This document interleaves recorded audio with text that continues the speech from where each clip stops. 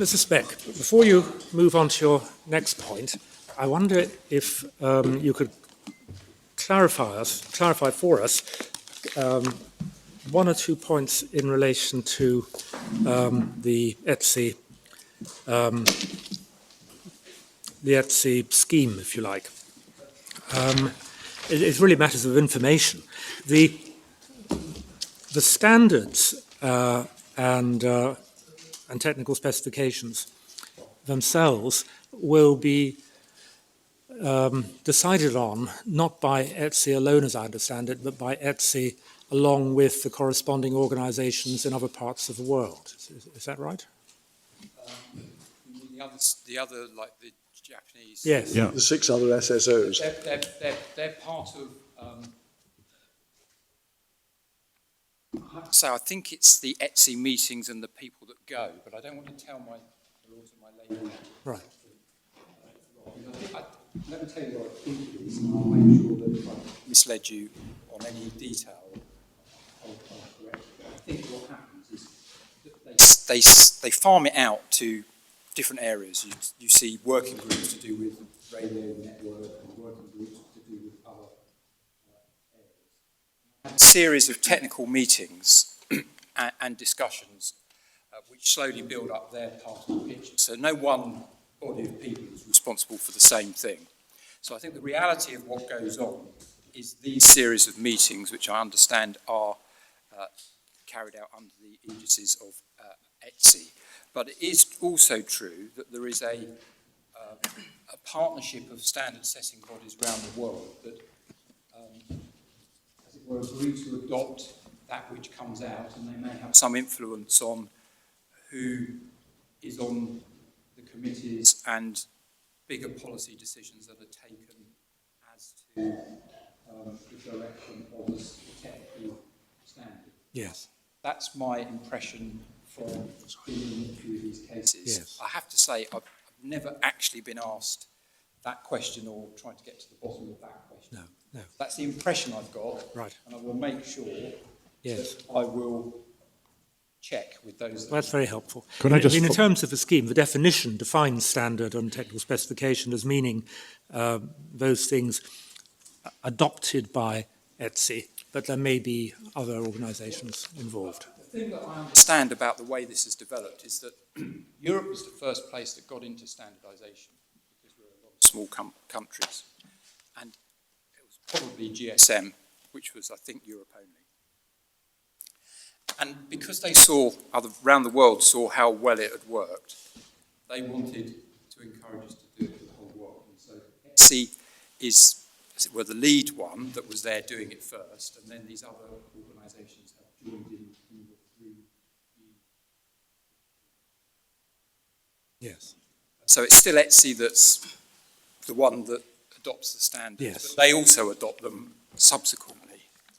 But can I just follow on from that? We've just been looking at this as an ETSI undertaking, as if the undertaking given to ETSI really deals with the whole situation worldwide. Now, it happens to be an ETSI undertaking in this case, as I understand it, because the originators of the portfolios of patents in issue were all ETSI.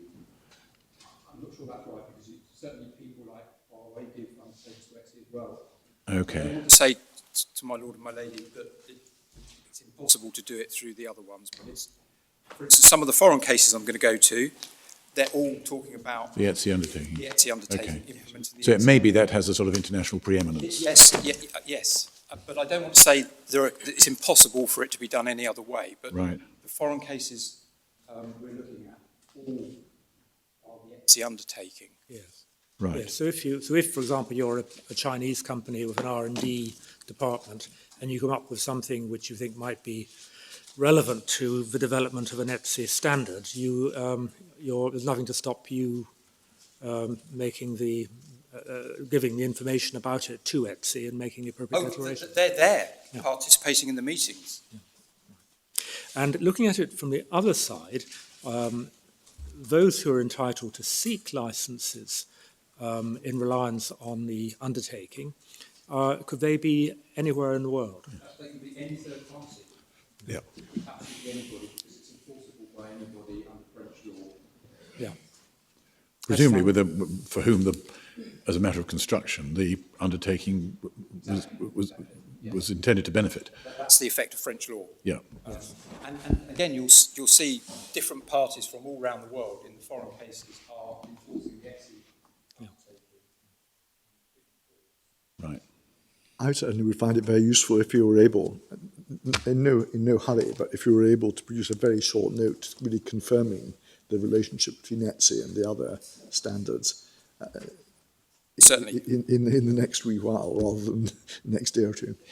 I will make sure that what I've said to you is accurate. And I'll hopefully put down that on a sheet of paper. Yeah. I understand that what you're really asking about is the practicalities of what goes in. Yes.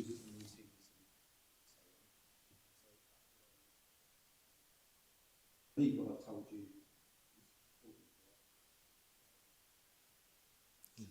It's just, are the SSOs in effect working to the same standard? Well, certainly afterwards, that's why it's international. Yes. Yeah. But it's how they get to that position. Quite interesting. There is a translation point, I think, that I've seen mentioned somewhere.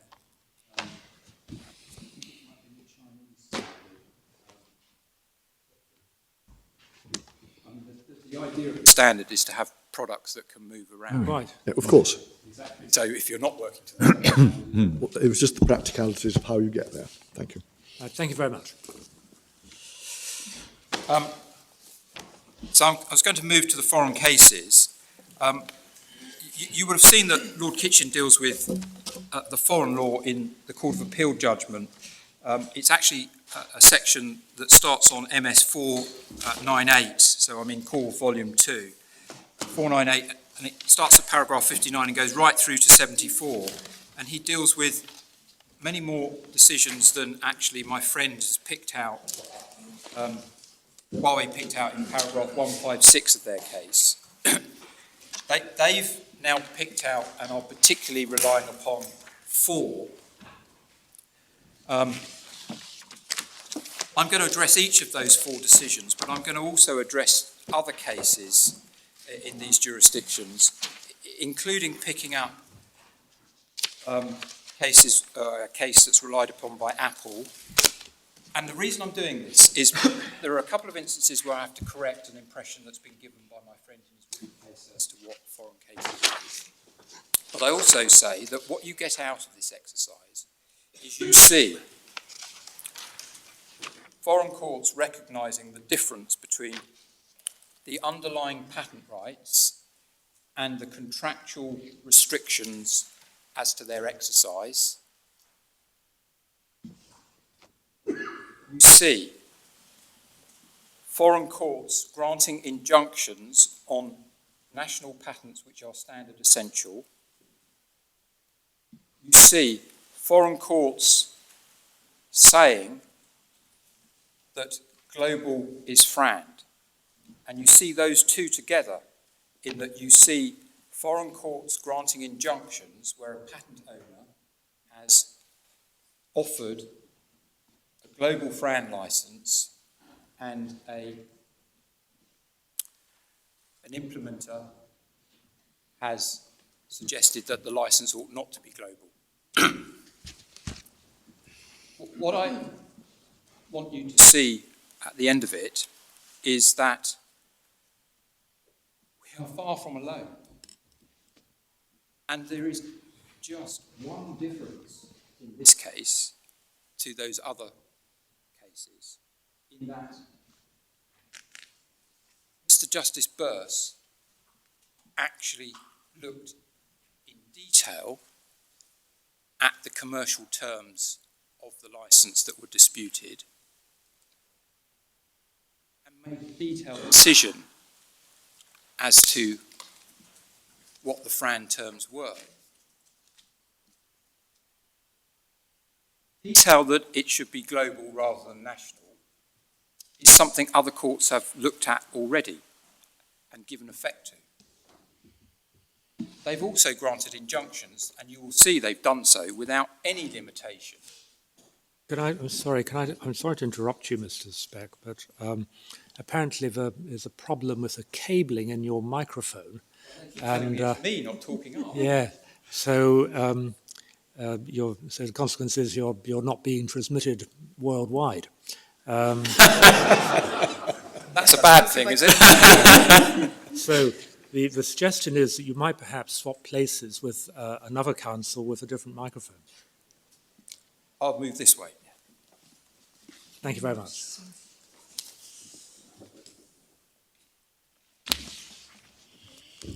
I'll just take a minute to move this.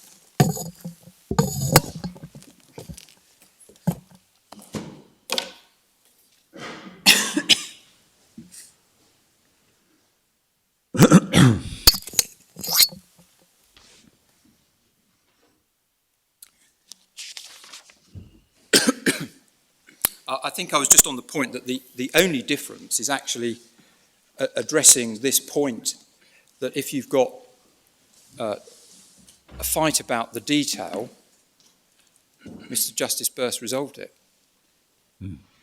That's it. There really is nothing radical about what the judge did in this case. And other judges in foreign courts may be faced with situations where, for instance, in Germany, we've explained in our case as to how they generally approach things, but other judges in Germany may one day be faced with a decision to make where there are two people who are taking different but reasonable positions, and they will have to resolve it. At the moment, what happens is if one of the parties has been unreasonable, you either lose the injunction or you get it. I'll show you how it works. But there may be cases that arise in these other jurisdictions where they'll have to face that kind of issue. But the general thrust of what they're doing, looking at the offers to see whether or not what the patent owner or the implementer is doing is reasonable, is there already. And they grant injunctions when they conclude that a global offer is reasonable, for instance, and an implementer says, no, I want a national one. So can I pick up, what I'm going to try and do is jurisdiction by jurisdiction, and then within jurisdictions, try to take them chronologically. And I've, I think, already warned you that it's quite chunky, there's quite a lot to look at. And there are quite a few cases where I have to spend some time to explain to you what is actually in dispute. Because if I just show you a couple of lines, or a dissent judgment says this is what it does, it can be misleading. And so bear with me, but I have to make sure that you understand what's actually being fought over in all of these cases. The first one is the case that my learned friend took you to, which is Apple and Motorola. It's one of the oldest from, certainly the first instance is from 2012. He relied in his written case primarily on the first instance decision, but orally looked more at the appeal. I'm not going to turn up the first instance decision because hardly any of it survived as far as I can tell on appeal.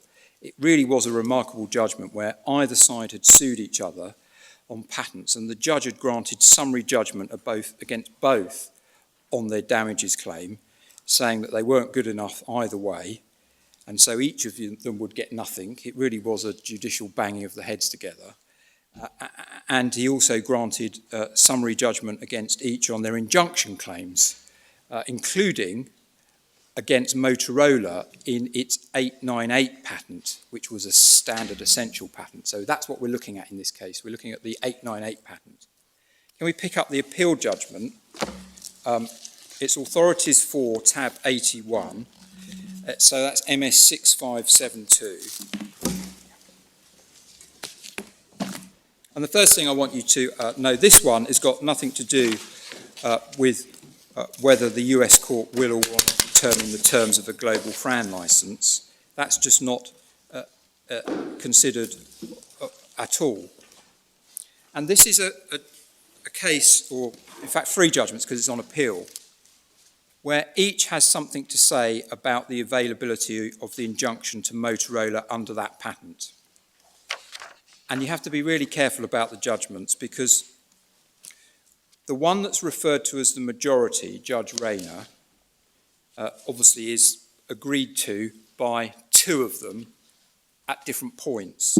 But each of the other two judges actually disagree with bits of it, so far as it concerns the Motorola judgment. And let me try and give you the big picture of how it pans out. Chief Judge Rader and Judge Rayner comprise the majority on the principles to be applied.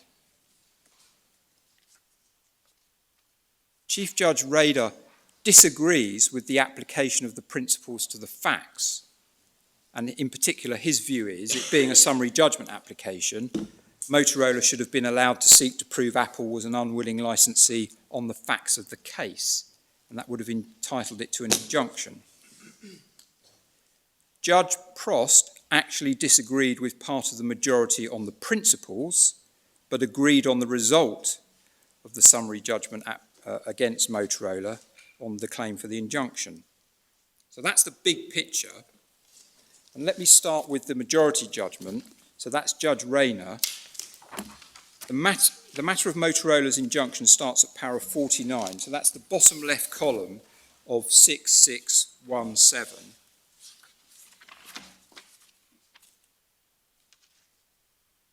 You see it says Motorola's request for an injunction. That's where this section of the judgment starts. And what you see in the right-hand column, about further way down, you see it's mentioned that the 898 patent is a SEP. So that means Motorola has agreed to license it on fair, reasonable, non-discriminatory terms. The judgment then sets out a long quote from the court below. Then the judgment says about 7 or 8 lines from the foot, this is the right-hand column on 6617, to the extent the district court is applying a per se rule that injunctions are unavailable for SEPs, it erred.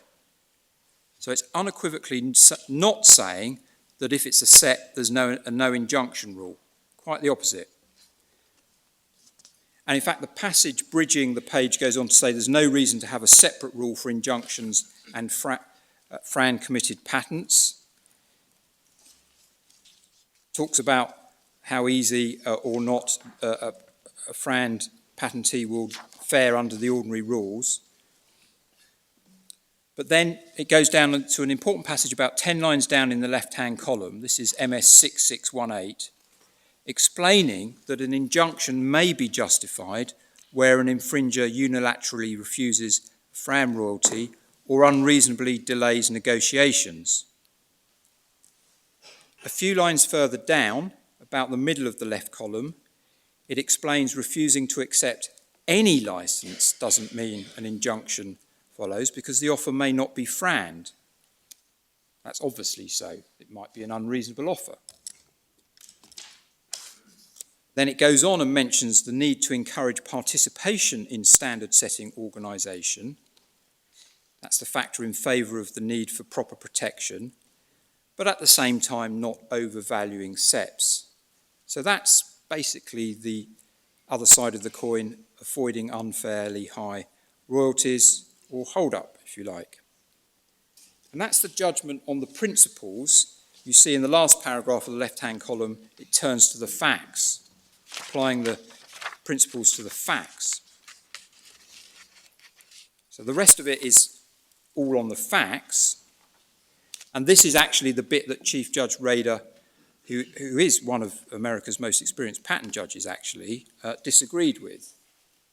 But the majority decides on the facts and the circumstances here that there should be summary judgment against Motorola.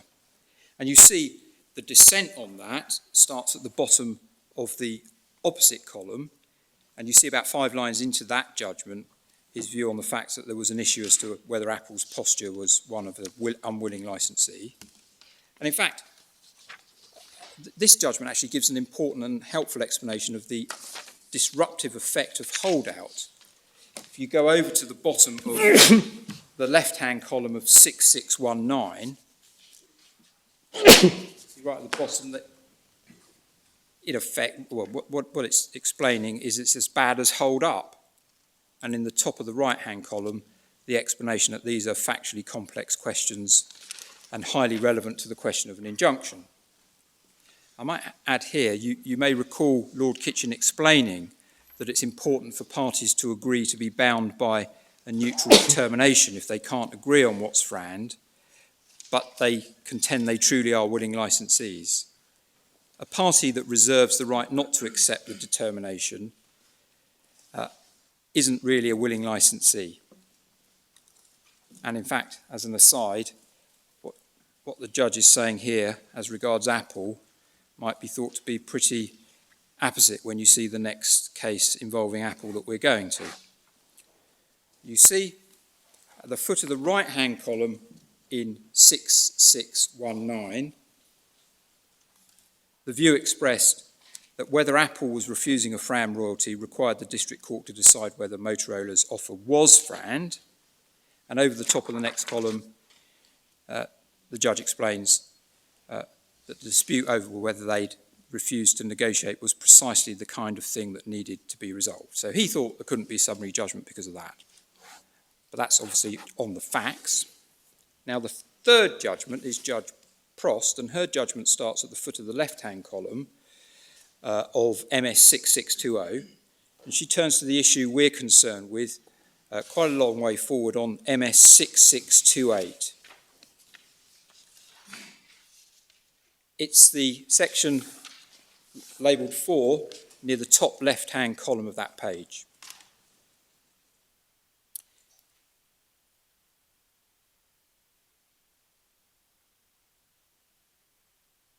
See, about a third of the way down that column, she disagrees that the refusal to negotiate justifies an injunction.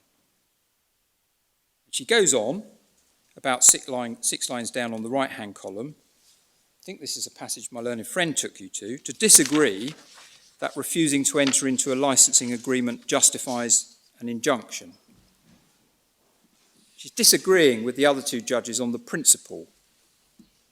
And if it weren't for a minority judgment, you can see why my friend would be going there, because this is his case.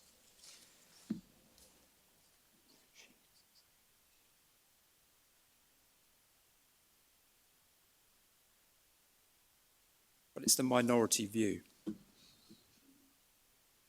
Majority on the principle is that refusing to enter a FRAND licence would, or at least may, justify an injunction. And that's precisely my submission.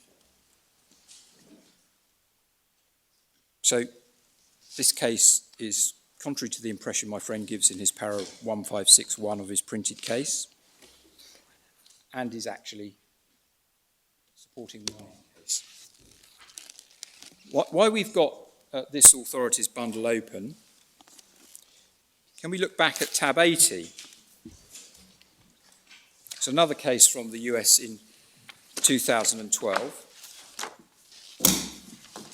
This is the case of Apple and Motorola in Wisconsin. And it's referred to at footnote 277 of Huawei's written case. That's on MS 240 in Core 1. It's the very last footnote. And it's said to be a case that supports the proposition that a FRAND determination is not proportionate. Regrettably, this footnote doesn't give a fair picture of this case or the other cases that it mentions, I'm afraid. This was a case where Apple sought to compel Motorola to comply with its contractual obligation to offer a FRAND licence. So it was said to be in breach of its contractual commitment. And Apple had pleaded a case, including seeking specific performance of that commitment. And I think alternatively also basically seeking much the same thing via a declaration as to what it had to offer. And what had happened is Motorola had applied to strike it out, and the judge had indicated she was going to dismiss the strikeout application. And if you've got the case on 6565, about 5 lines into the judgment, you see the mention of the specific performance claim. And right in the middle of the page, the judge explained she'd understood that Apple was asking for the order because it was ready and willing to accept the licence, or at least accepted it would be bound by the decision. You see that just above her quote.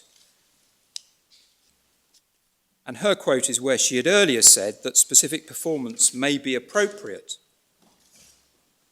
So it's quite the opposite of the impression given by Huawei's footnote, I'm afraid. The indication in that quote from her earlier is that the court would decide the FRAND terms that must be offered.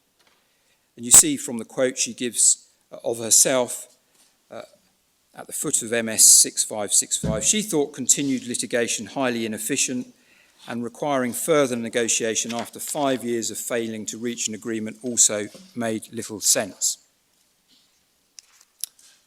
We say quite right. But of course, if you want to put off paying anything at all, you may take a different view. Anyway, the real point of the case is over the page. Apple was basically ducking and diving. The judge puts it in a much more polite way. She says in the first line of the page, Apple's interest in the license was qualified. What had happened is Motorola filed a motion for clarification on the specific performance issue, and you see from the top of 6566 that Apple wouldn't commit to take it or be bound. Remember Lord Kitchen's warning about this kind of conduct? Well, it was basically doing exactly what he had his eye on there. It was saying it would only take it if it was below a particular value. Basically, it was reserving to itself the right to say what FRAND was, even though it was asking the court to decide it too. And so the whole point about what the judge is saying in this case is that she was going to determine the FRAND terms, but once it became clear that Apple would not agree to be bound, it was just being used as a further negotiating tool. And the judge says as much 5 lines from the foot of the page on MS 6566. And so it's in the context of that development that the judge says that what she does about spending the resources to determine the FRAND rate, which wasn't actually going to be determining the issue, what she says about spending the resources, which does not in fact determine the issue, but just leads to more litigation. And this is forward in the middle of MS 6569. It's the 5 or 6 lines beginning with the "in light of this reality" sentence. It wasn't proportionate because Apple was messing about. So it's not authority for what it's put forward for. What it is authority for, proposition that the court would have determined the FRAND terms if the implementer had been, as the judge had initially thought, willing to accept the decision.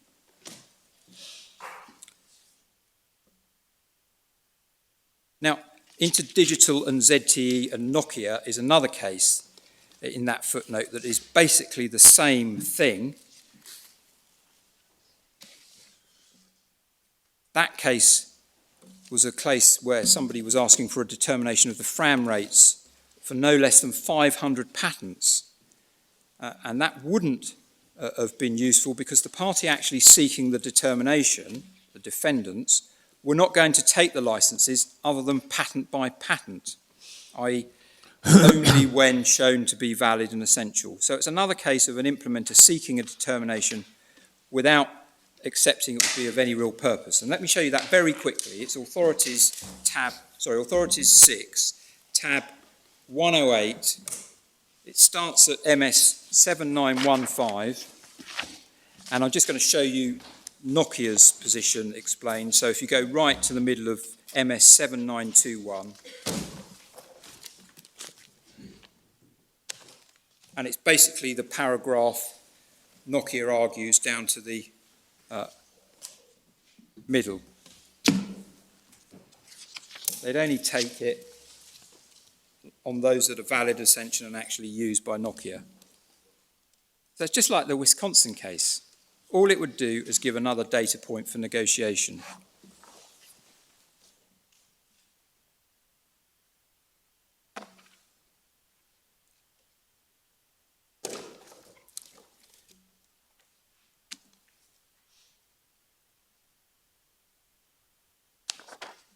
The next 2 US cases I'm going to look at with you are anti-suit applications.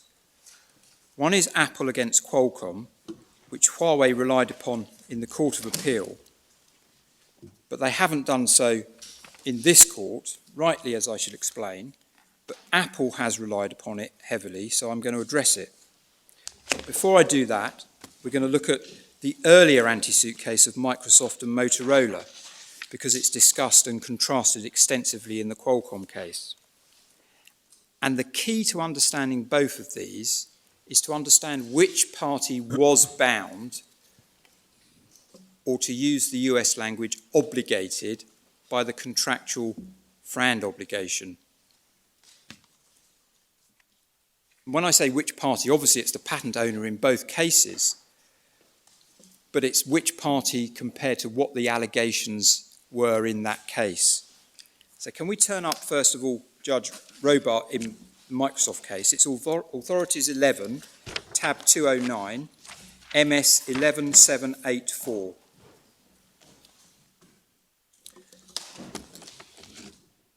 We're still in 2012.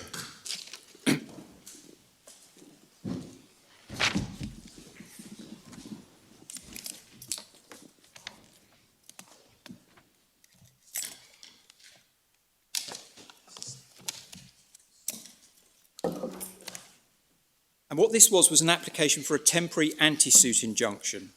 It wasn't a full-throated one, in fact. It was just to prevent the enforcement of an injunction in Germany, or any injunction that was granted, because I think none was granted at first instance.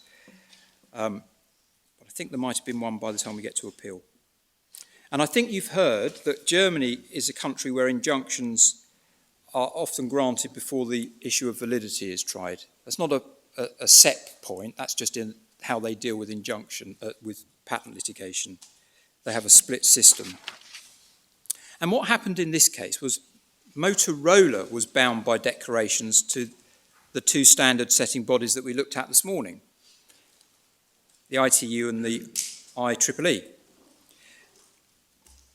The ITU is video coding and IEEE is a wireless LAN standard. And Microsoft used both those standards in its Xbox.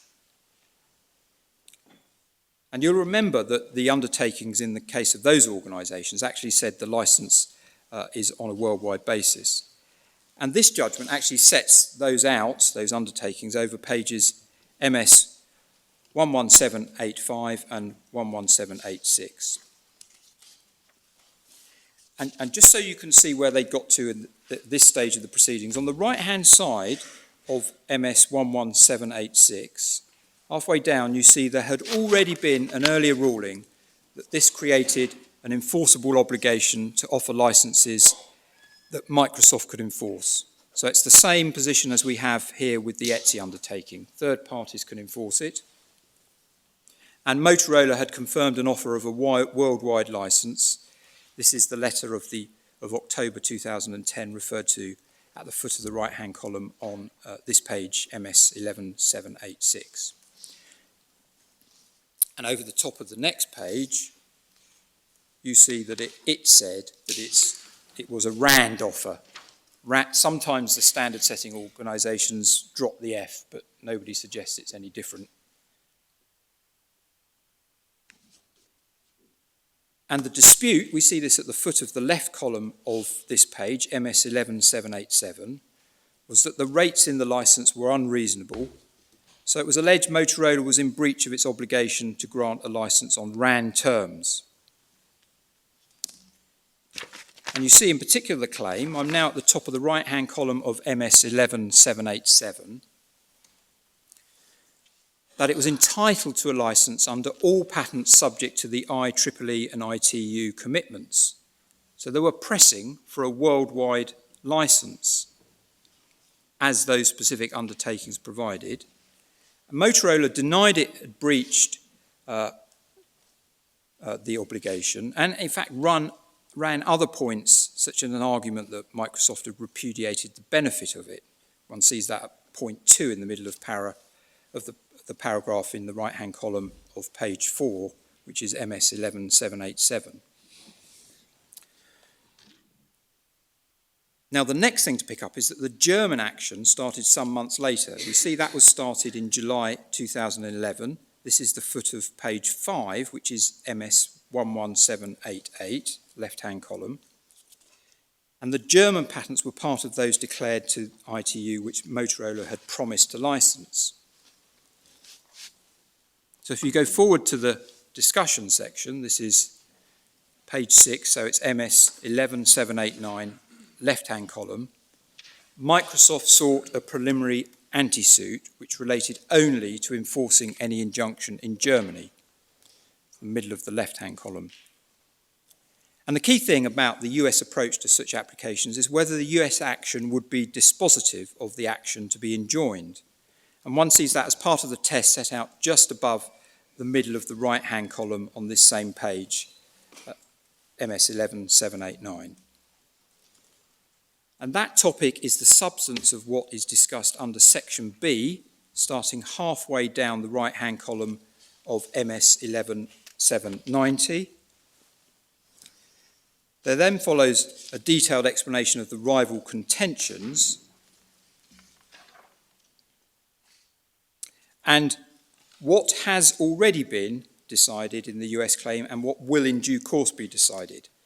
And we can pick it up at the summary of that, which is in the second paragraph in the left-hand column of page 9, which is MS 11792.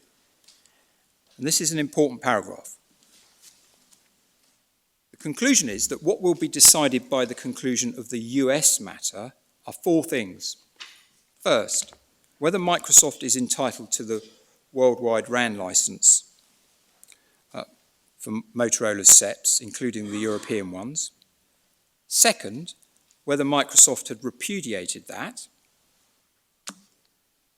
Third, whether Motorola may seek injunctive relief in respect of the SEPs.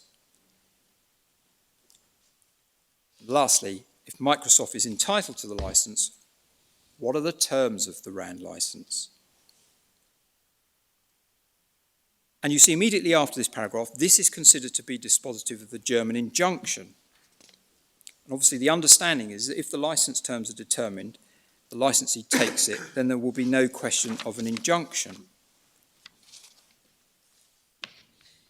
And the court goes on and says the particular order here is only as to the injunction, doesn't stop them pressing on for damages. This is about 10 lines up from the bottom of the left column on page 9, so that's MS 11792.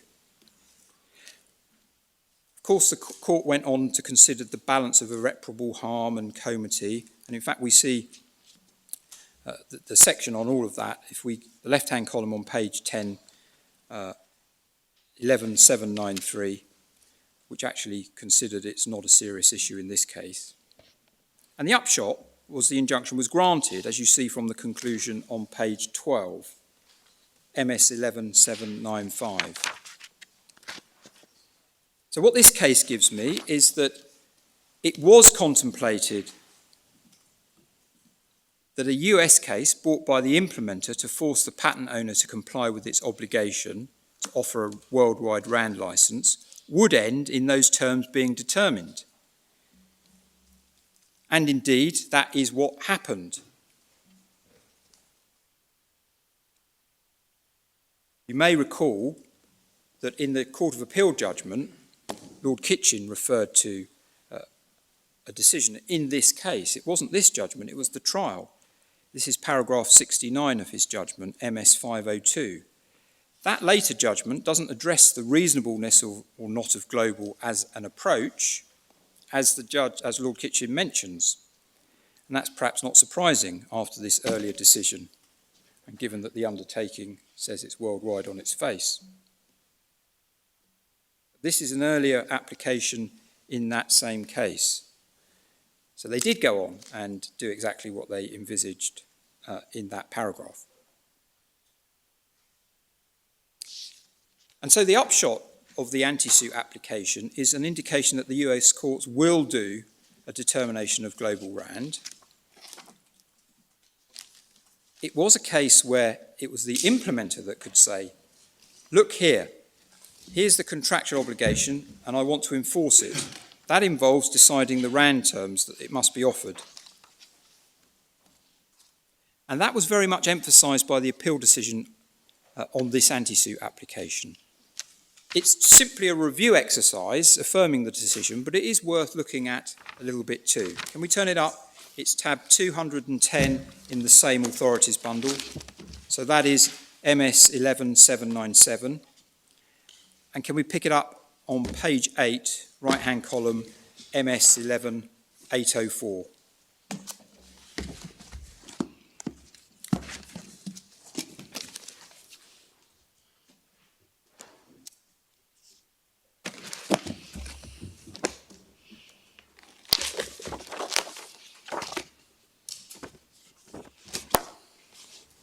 I'm looking at the final paragraph, and there it's explained that it wouldn't have been right to proceed on the basis that the US patent claims could dispose of the German patent claims. That's worth noting that, because that's basically what we say the confusion of thought is in my friend's submissions. US court here is saying that's not right, we agree.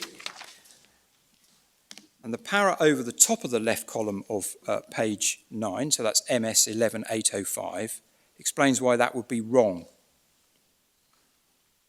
Now the next paragraph in the left-hand column of this page, page 9, is very important.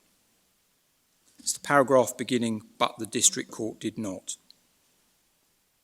It's probably the most important passage in the US cases. And what it's explaining here is that it was because of the contract claim in the district court. Because of the contract claim in the district court could resolve the German patent actions. And you see right through to the end of the paragraph, it's because Motorola had contracted with the ITU to license the European patents on RAND terms to all applicants on a worldwide basis. Just pausing there. This is precisely our analysis. The contractual restriction is a separate single restriction that is applicable across all the patents and can be decided in a single court. And you see that is basically the sentiment in the next paragraph that goes up to the top of the right-hand column on page 9. It draws a distinction between a case where the issue is the patents themselves compared to a case where the issue is a contract between the parties not to enforce patents. The case they're talking about is a contract not to enforce. But the guts of what they're doing is saying the same principle where the contract is a contract restricting how it may be enforced. A RAND obligation is basically just that. A promise to make the alternative of a RAND license available, an alternative to ordinary enforcement.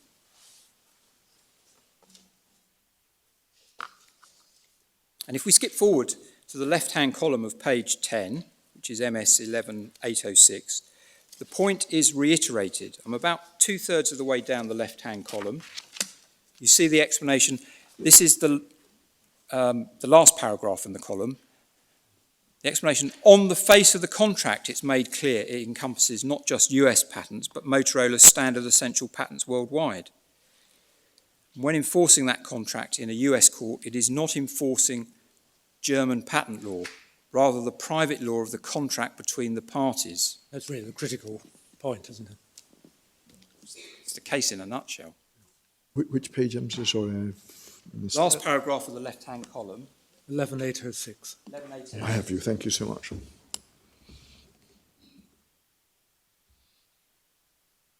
Absolutely crucial. That's why it's one of my propositions. I can't remember which number it was. That's in a nutshell the answer to the argument this is an exorbitant jurisdiction. Yeah, absolutely.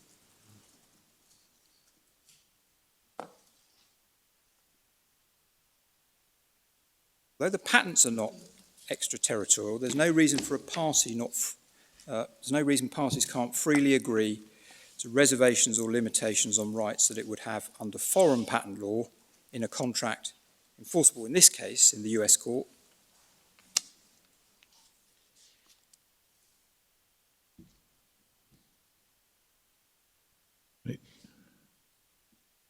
We we skip up to the right-hand column, second paragraph, conclusion, the court should give effect to the agreements. Motorola has agreed with ITU to license standard essential patents worldwide to all comers.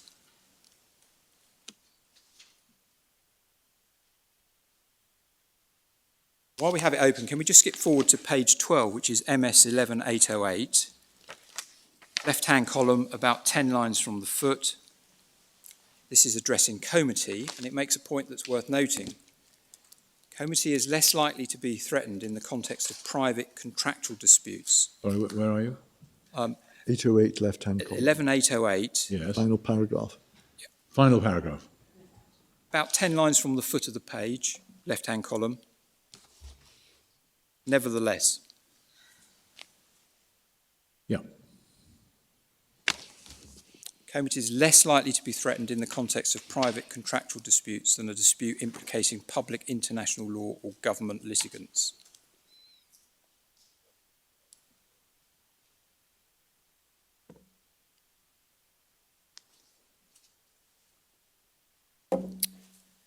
This was a precursor to the Apple and Qualcomm case that was referred to by Apple in its intervention.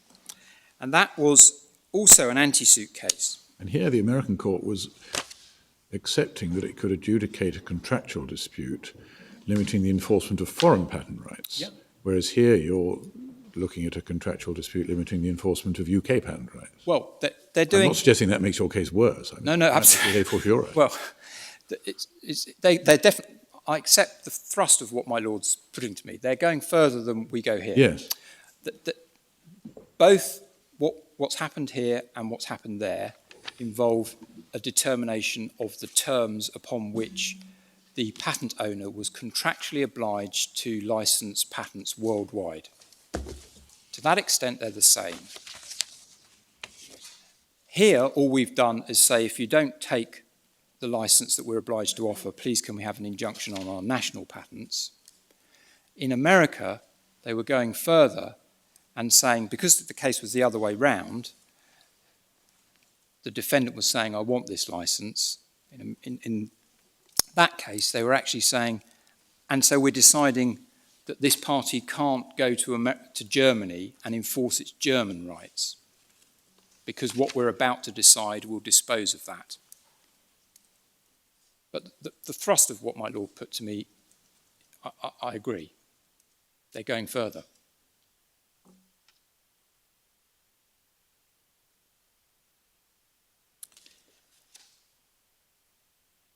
Now, the next case is the one that this was a precursor to, which is Apple and Qualcomm, that Apple referred to. That's also an anti-suit case. But it was the other way round. And by that, I mean it was not a case where the implementer was seeking to enforce the RAND commitment to secure a worldwide license that would dispose of patent actions, and the implementer was seeking to stop by anti-suit injunction foreign injunctions being enforced against it.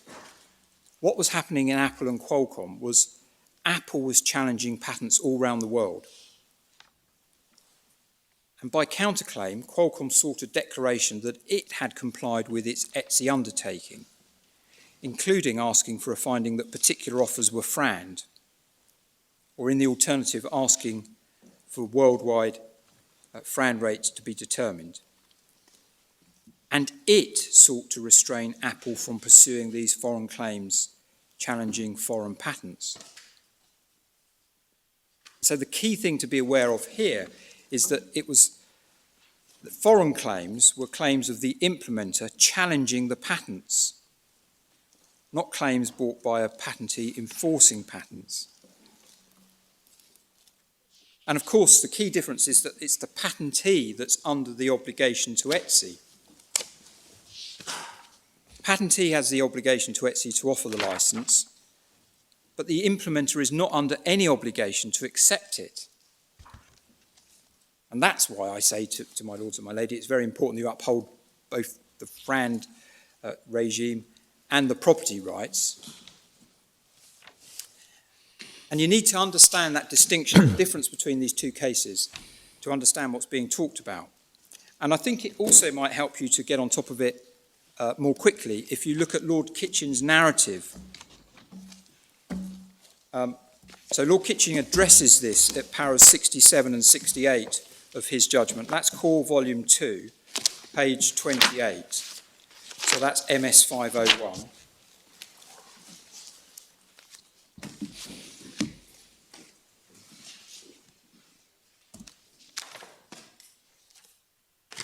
And you see from para 67, the foreign proceedings that Qualcomm was seeking to anti-suit were proceedings seeking to establish invalidity of foreign patents and also complaints of competition law breaches.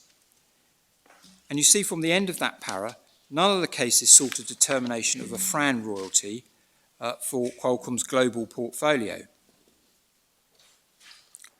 And the complaint was that the foreign claims were duplicative because the US claims would determine whether Qualcomm had satisfied its global FRAN commitment to ETSI.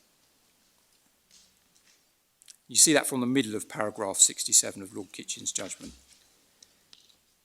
And a summary of the effect of the decision is in the next paragraph, paragraph 68. The global FRAND issue would not dispose of the foreign proceedings. They were challenging validity elsewhere. And he points out in the middle of paragraph 68 that the court comments that Apple was not obligated to accept a worldwide FRAND license. Now, the way that's often used against somebody standing in my position is to suggest that means that worldwide isn't FRAND. But it's not. It's to do with whether there's already an obligation to accept such a thing. And that's the key point. The implementer is not under a contractual restriction at all.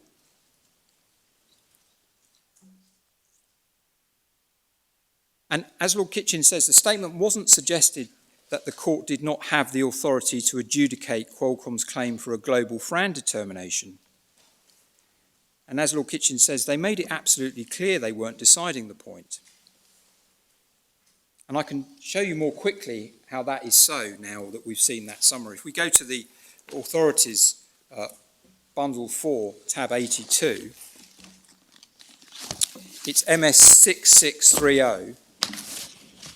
And just very briefly, for your note, the rival contentions are MS 6635. You see between lines 4 and 8 that Apple was seeking to revoke 18 patents or secure a decision that they were not infringed. In the alternative, they sought a FRAN royalty for specific patents. That's what Apple was seeking in the litigation. And over the foot of MS 6636, you see Qualcomm's counterclaim.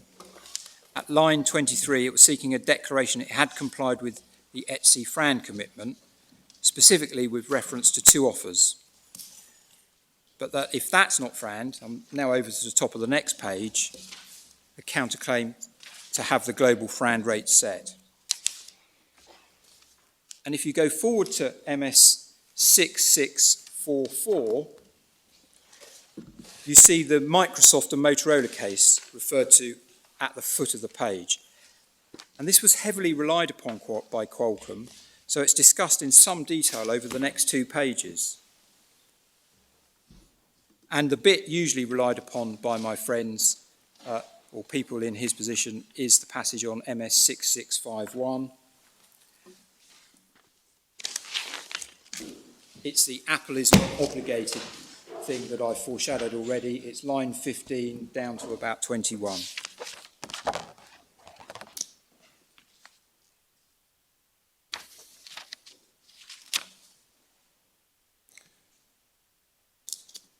And what appears to be happening in this case is that basically Qualcomm were just pointing to another case and saying, look, there was an anti-suit, and trying to say, can we have one too? But of course, the basis, it just isn't there on their facts. And so what that passage that we're looking at, where it says that Qualcomm isn't obligated to take the license, and it goes on to say it hasn't contracted away its right to ask foreign courts to declare patents invalid, not infringed, etc. That's just talking about whether they're already under some contractual obligation.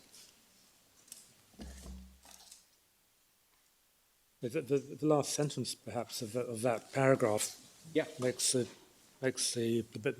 most important point. Line 19. Yeah. Exactly. If the court ultimately sets a worldwide FRAND rate, it will, Apple's patent claims will remain unaddressed.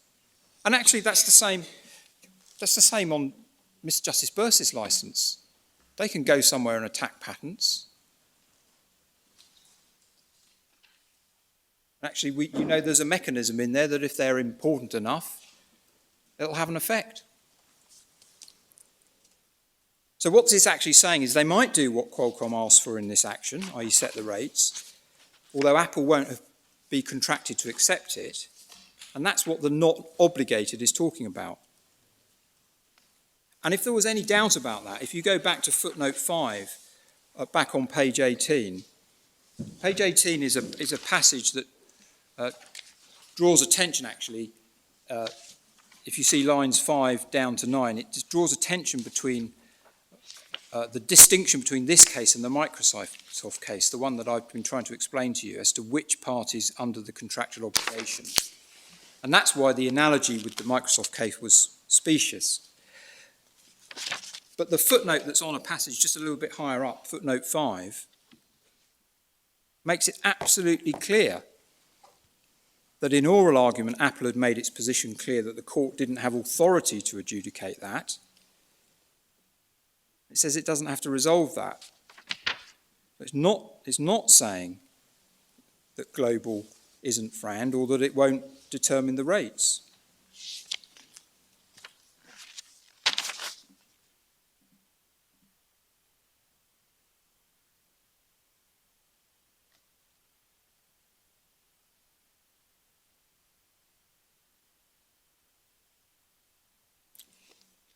That's all I wanted to show you in that case. The next US case I'm going to is Optis and Huawei. That's Authorities Volume 6, tab 117, MS 8318.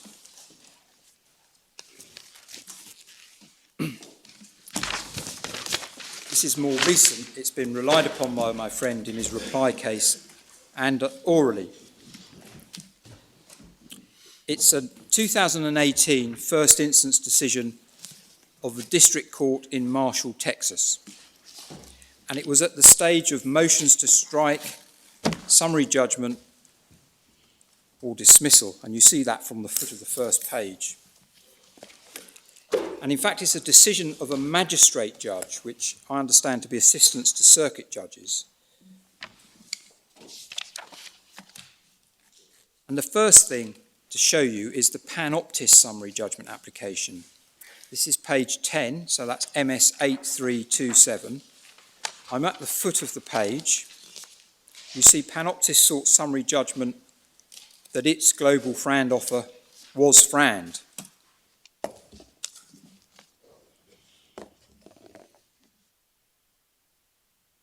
Optimistic application, you might think. The point was made at the top of the next page, MS 8328. This was summary judgment, and so it was hard to win. And the conclusion in the last 4 lines of this section, about a third of the way down the page, is that there needs to be a trial on these issues, including whether the offers made were consistent with the FRAND obligation. So at this point, the magistrate appears to be saying there needs to be a trial on the dispute over whether the offer was FRAND. But if we go forward to page 14, which is MS 8331, just above halfway down, you see Huawei's motion to dismiss. And the subject of that, i.e. that which they were seeking to dismiss, was the declaratory judgment Panoptis was claiming that it had complied with its obligation during negotiations concerning worldwide license under the standard essential patents. And what is said here is it raised, the word used is in fact implicates foreign patents and foreign FRAND law. It's difficult to see how that fits with the analysis of the Court of Appeals in the Microsoft case that we've seen. But in any event, it's important to understand that this is not a decision, that this is something that US courts cannot determine. It's really important to understand a bit about the limited jurisdiction of district courts in the US. They are federal courts. They are not state courts. And they only have jurisdiction over matters if legislation gives it to them. And in particular, there is a very limited ability to exercise jurisdiction over a non-federal claim, particularly when the parties are what they call non-diverse. Parties are diverse if they come from different states. And this is a claim where both parties are from Texas. And you see the magistrate draws attention to that, says the parties are not diverse. This is the bottom of page 14, that's MS 8331, 4 lines up. And he's mentioning that because it's important. He also mentions the claim is not federal, and he's doing so because it's important. That's the sentence bridging these pages. So it's a state claim with non-diverse parties. So the district court's jurisdiction is very limited as it can be, as I understand things. And you see that is specifically drawn attention to. The only basis for jurisdiction over this non-federal claim in this court with non-diverse parties would have been the so-called supplemental jurisdiction. You see that at the foot of page 14, 5 lines from the end. Sorry, page? MS 8331. Yeah. This is a decision founded on the specific limited jurisdiction of a district court for non-federal claims where the parties are not diverse. That is emphasised again on page 16. This is MS 8333. And this is the bit that my learned friend took you to,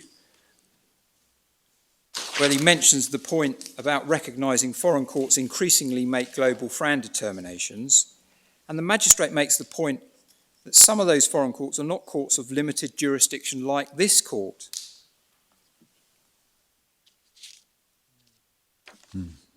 He doesn't appear to have been referred to the Ninth Circuit's judgment. And, No, he doesn't. And what it says on page 15, to the effect that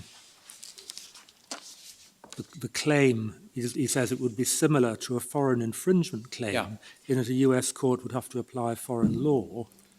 I'm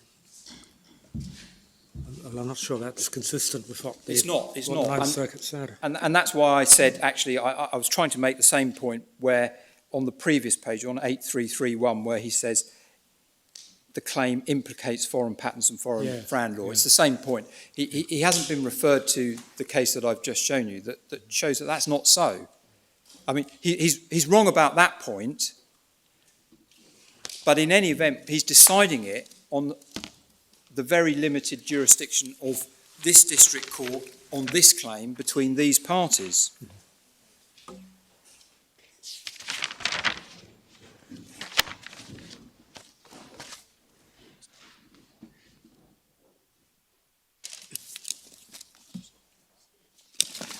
While I'm on that matter, my learned friend took you to a brief that was filed in the Continental Automotive case. So it's not authority, but it's just a brief. It's Authorities 11, tab 212, MS 12018.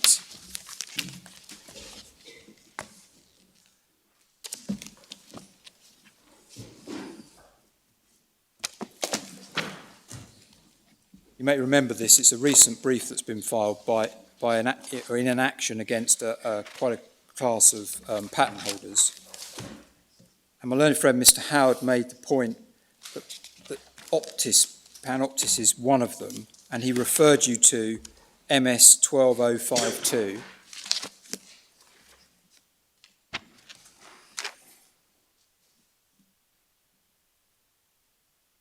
And do you remember he took you down to, I think it was line 17 through to about 21, 22?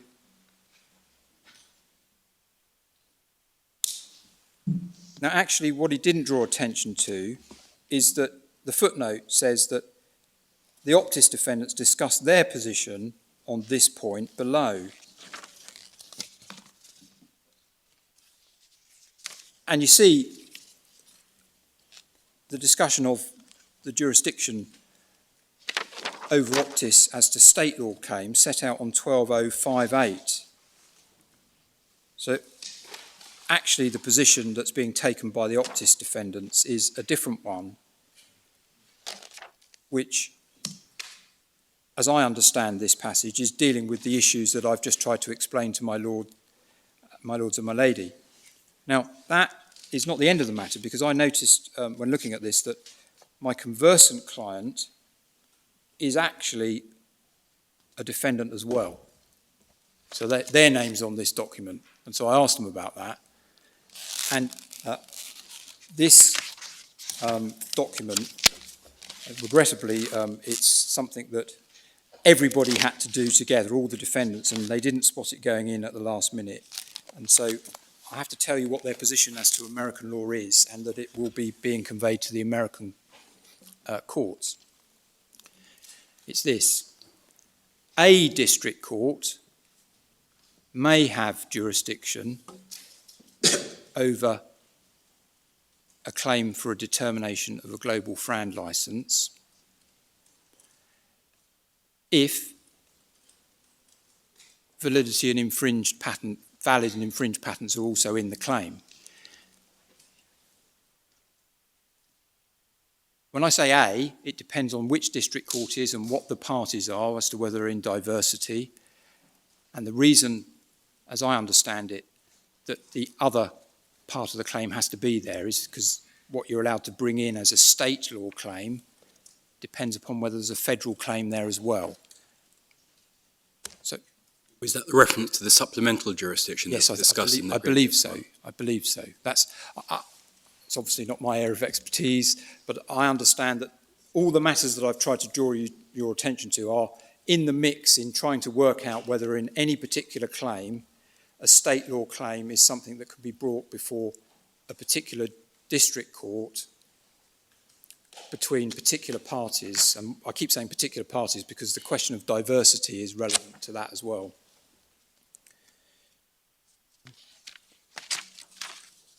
So I thought I'd better tell you what their position was, because I saw that they're actually a party to that as well, and that's the position.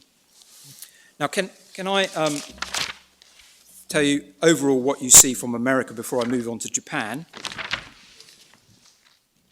There are indications that the court would consider itself able to determine a global FRAND license, indeed also to grant an injunction. We've seen the district court in Washington and the appellate court in that case also considered it was part and parcel of a claim to enforce the FRAND undertaking. And we've seen in other cases, like the Wisconsin case, that it was minded to determine FRAND rates too until Apple said it wouldn't agree to be bound. So I get quite a lot of what I say you see in the foreign actions just from America. Now, can I just turn to Japan, because that's a territory where my friend says there's case law against me. He's relying upon the same case as was put before the Court of Appeal. Just for your note, Lord Kitchens deals with it in para 72 of his judgment. That's MS 502. And as Lord Kitchens said, the case just isn't addressing the question of whether the FRAND licence cannot be global. And in fact, it's not relied upon for that now. It's relied upon for something different. My friend tries to get a proposition, basically, of damages in lieu out of this case. And I'll give you the reference. It's paragraph 88 of his reply.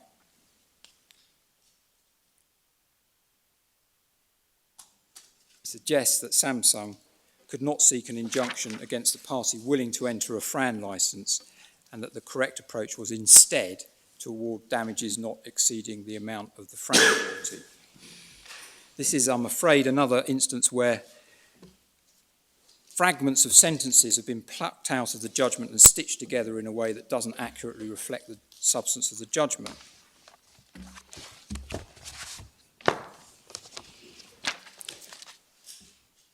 Let's turn it up and get to the bottom of it. It's tab 131 in Authorities 7. It's MS 8858.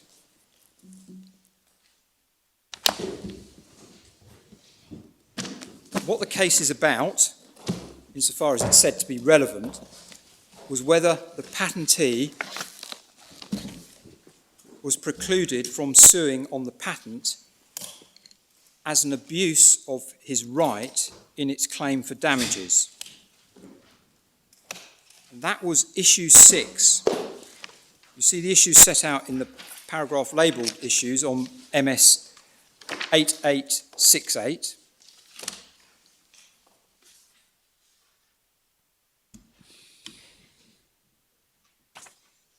You go through that, the 6th one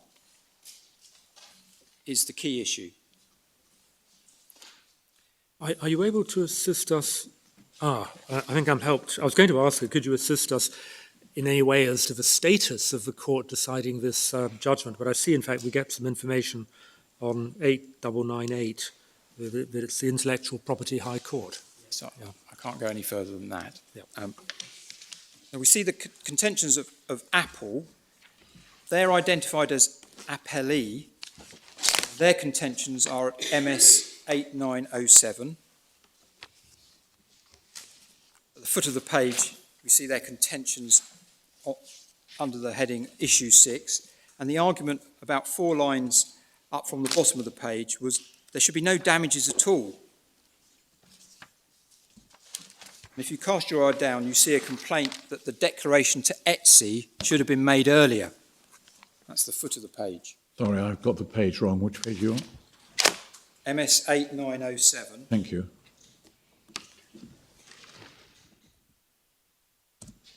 Right. That's where it starts. And the end of, if you go over to the next page, 8908, is an argument that they've intentionally breached its obligation to timely disclose the patent under the IPR policy clause 4.1.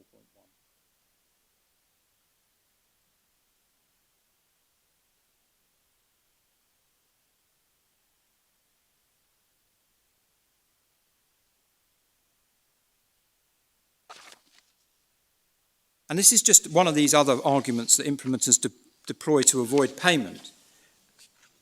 But that was the argument. There should be no damages at all because of the timing of the declaration. And the decision on issue 6 starts at MS 8972, about 6 lines down.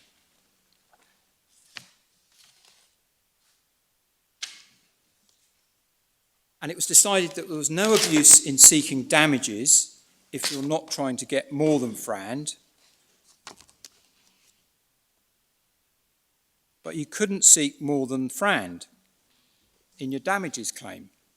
That is the substance of the summary of the conclusion in the 4 lines under the heading for issue 6, about a third of the way down. Quite often these decisions turn to an issue, tell you what the decision is, and then they give you the reasons afterwards, and that's what's happening here. So the reasoning that follows sets out an analysis of the Etsy policy. You see at the foot of MS 8977 the heading Permissible Scope of Claim for Damages.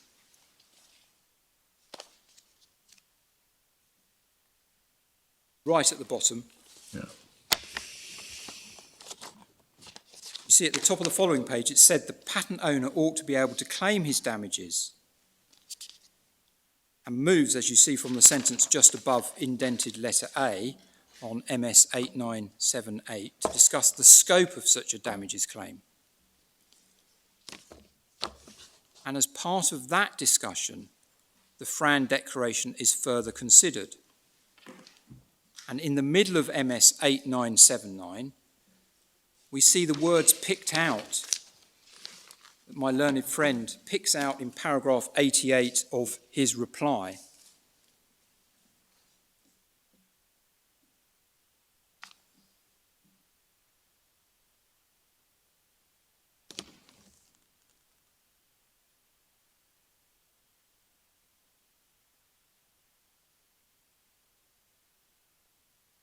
So if we pick up his reply,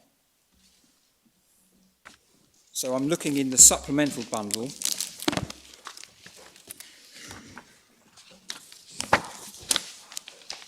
paragraph 88 is MS 10417.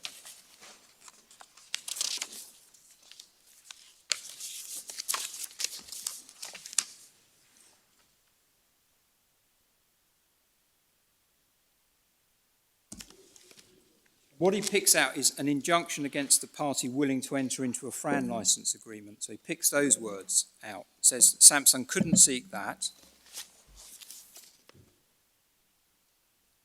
And those words come from that section there.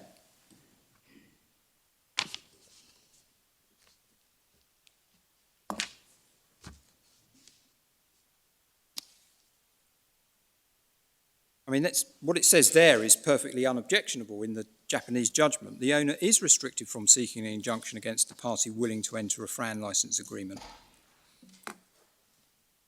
But it's not saying anything like the manipulation my friend is trying to give it in paragraph 88. Not saying you don't get an injunction against people who are unwilling to enter a FRAN license. It expressly says that they have to be willing.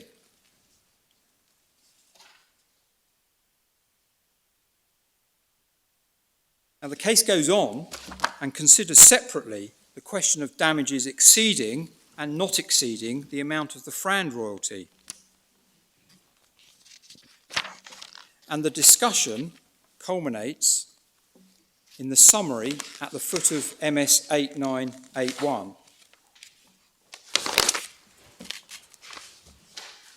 And it's basically this. The claim for damages exceeding the FRAN royalty shouldn't be allowed, but the claim for damages not exceeding the FRAN royalty should be allowed. But even then, unless there are special circumstances. And the judgment goes off to consider special circumstances. So pausing here, the whole debate was as to whether damages not exceeding the FRAN royalty should be allowed instead of a claim to damages exceeding the FRAN royalty. The two, if you're going to put the word instead, what's being compared here is can they have one or the other, the two different types of damages.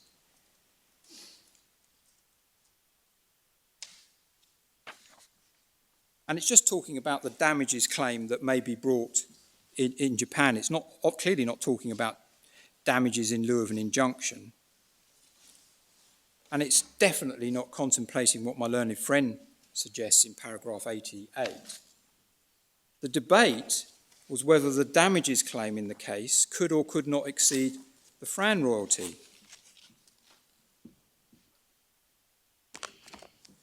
Not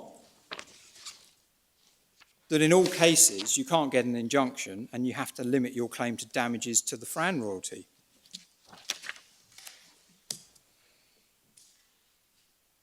That doesn't help my friend, and in fact, if anything, it's against him, because it suggests you do get injunctions.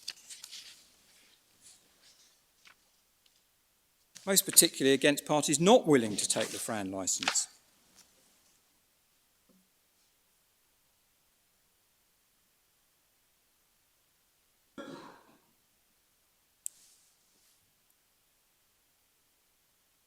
Was the FRAN license in that case offered a global or a national one? I don't actually think, I'm not even sure that the FRAN licence was in issue. I think it was a claim for damages that happened to be a SEP. Okay. I might be wrong, I actually double check on that, but it's nothing to do with deciding what the FRAN licence is and whether it was good enough or not. It's a decision on whether or not the damages claim could be above a certain level. But it contemplates that if that was an issue, the court might have to decide what the level was. Indeed. That's why I asked whether it was a global license or not. You don't know. My recollection of what Lord Kitchen said is it just didn't address it. So maybe No. It looks as though the case was concerned with Mr. Miles found me something. it looks as though the case concerned a single patent rather than a portfolio. I'm looking at 8903. Paragraph 72. I don't know if it's the same. Right. Yeah. What I'm looking at is what Lord Kitchen says about it. One of Samsung's Japanese SEPs. Yeah. So that's consistent with what my Lord's just found. Yeah. I'm referring to paragraph 72 Yes. of Lord Kitchen. Yeah.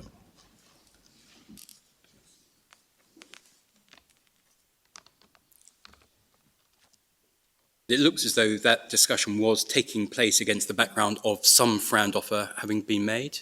It might Is that be. right? Because isn't that what gives rise to the argument about whether the damage can exceed the Fround rate? Anyway, the reason for raising actually, it was, I don't think in the judgment I've just shown, the bits that I've just shown you, I think it's just that you can't have more than the Fround rate. That's it. but doesn't that presuppose that there is a Fround rate, or would that still remain to be You determined still in have some to way? determine it, yes. But your main submission is that Fround rates are not rates for specific patents anyway. Not when you're looking at a license that is entered into for more than one. I don't say that it's impossible to have a Fround rate for a single patent. If that's all you've got. But I mean, your fundamental point is that Fround rates are for permitting certain types of conduct. Sure. They're inherently not patent specific. Inherently, absolutely. In fact, I say that about all licenses. Yes. I don't say it's a specific thing about Fround rates. It's about royalties. Okay. But if I only had one patent, There's no difference, no. If you had one patent, which was an essential patent for this, but might also be used in that, might you then be wanting to take one patent? We've been looking at it in the context of using it in the technology that you're licensed to manufacture, sell, etc. Supposing it had a utility elsewhere. if it had a utility elsewhere, I think, from my recollection of what we looked at on the definition of equipment, you would be trying to do something which wasn't in accordance with the standard, and so you couldn't get a license under it as a contractual. Scheme. It would be outside the scheme, yeah. Because you'd be doing something which wasn't an act which had to be licensed. You'd be selling that instead of this. I mean, it seems vanishingly unlikely that Samsung only had one relevant patent in Japan. It may be. I don't. The point was that they established infringement of one patent. And all they were asking for is damages. For that one, yeah. That's all they were asking for. You can actually see at page 8983. Thank you. As mentioned in A above. Now, the third jurisdiction that my friend relies upon is Germany. And before we address the recent case he relies upon, can I turn up the cases that we say actually help? First, on the question of whether the FRAN licence can be global, can we look at the two cases that were before the Court of Appeal? And for your note, Lord Kitchen's summary of them is at paragraph 63 and 64 on MS 500. The actual cases themselves, can we start in Mannheim? This is a decision in January 2016, Authorities 7, tab 123, MS 8531.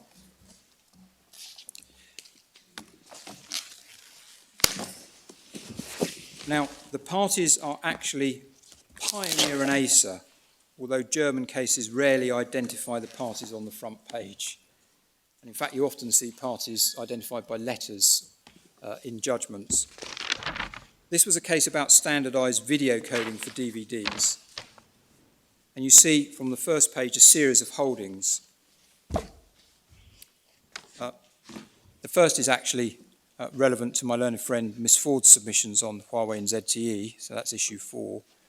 But number 3 in the holdings is the reason that I'm taking you here. As you see from that summary, where one has worldwide activity, it says marketing the embodiments in other protected countries. That's what it means, though. It's not FRAND compliant to respond to a worldwide offer with a Germany-only offer. So that's bang against, my friends. And before we get into the judgment, you can see from the summary of the operative parts of the judgment that there was an injunction granted. This is the top half of MS 8532.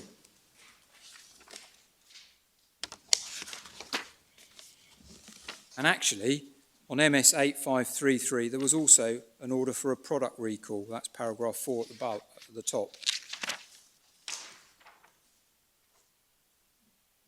Neither was subject to any proviso that enabled the defendant to take the FRAND licence in the future. It was simply restrained.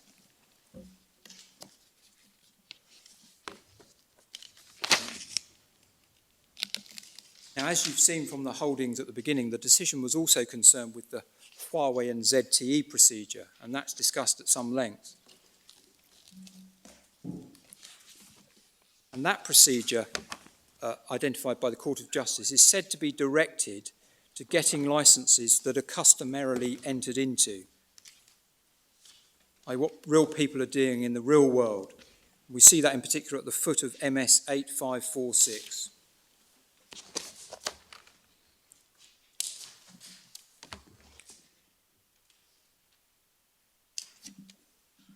Paragraph number. 546 at the foot. 119. And indeed, just above that, in para 118, we see that the patent owner had sent a letter, the offer which was evidently not FRAND. That language reflects the German approach to deciding whether or not to grant an injunction, which I'll come on to. And the paragraph I've just drawn attention to, para 119, explains it didn't matter it didn't matter that the offer from the patentee called for a worldwide licence, or that it was addressed to the parent. And we will see shortly that the whole scheme is actually directed to group licensing. And that's actually a point of some importance on a point that was mentioned by my learned friend, where he suggested that the claim was only against Huawei UK. Somehow they could avoid the licence. That's not so.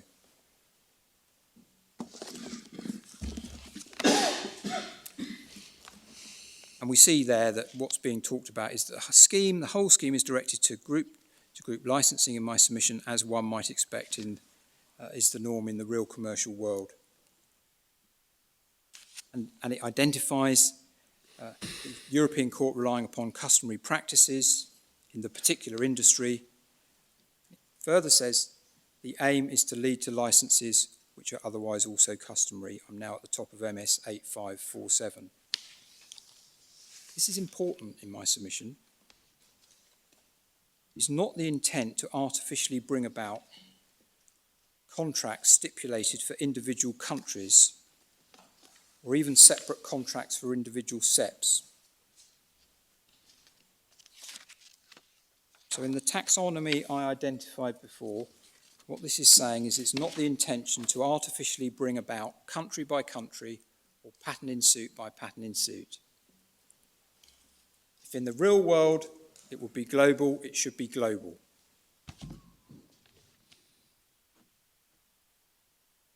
As I say, the end of the paragraph makes it clear the usual thing is the group parent in the group, which is the patent user, to take a license for everybody. And that's the point I made about if it was just Huawei that's a defendant, I can still say the group parent's got to take the license.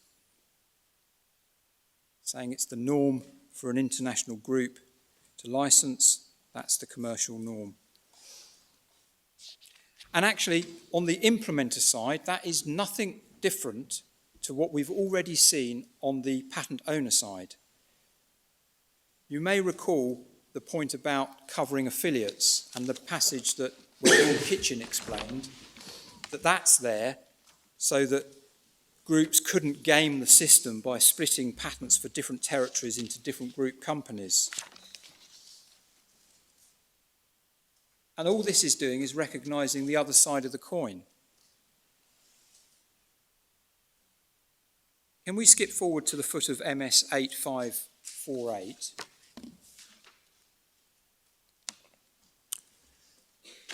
We see the ultimate conclusion that the plaintiff had fulfilled its obligation, right at the bottom.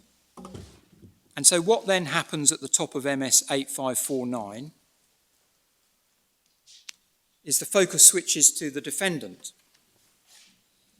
And you see paragraphs 132 and 133 address the counteroffer of a single patent or a Germany portfolio patent, Germany-only portfolio. So they were trying both, patent in suit by patent in suit or country by country. And they are both rejected as not in accordance with usual practices.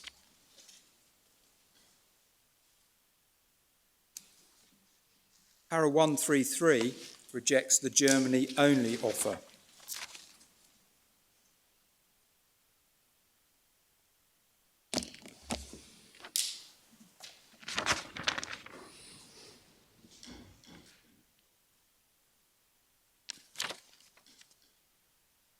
And so what happens in Germany is, first of all, it looks to see what the patent owner's done.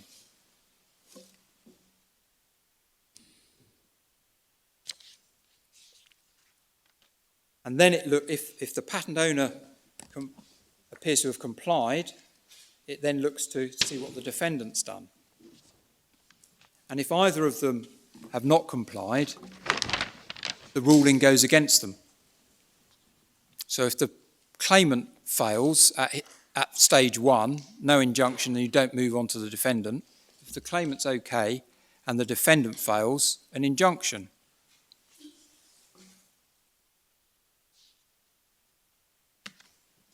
But they haven't hitherto had a case where they've had to resolve, as it were, a reasonable disagreement.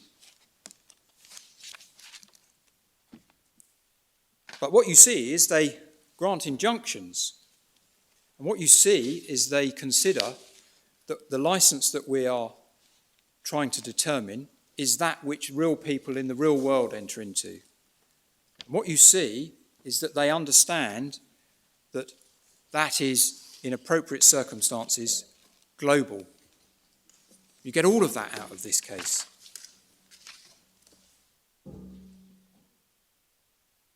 And you see much the same sentiments in the St. Lawrence case, which is the Dusseldorf case.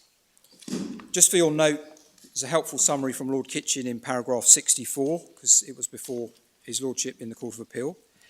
And the case itself is Authorities 8, tab 134. It's another case where an injunction was granted. You see that starting right at the foot of MS 9097. In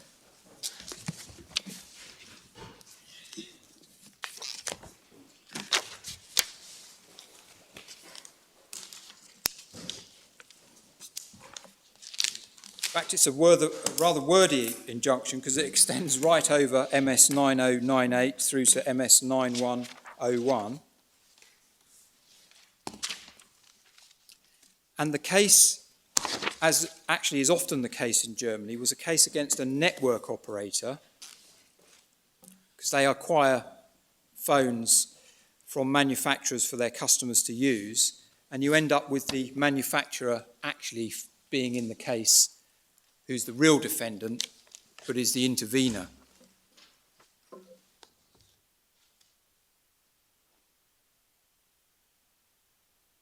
And that's why you see that the license offer was to the intervener.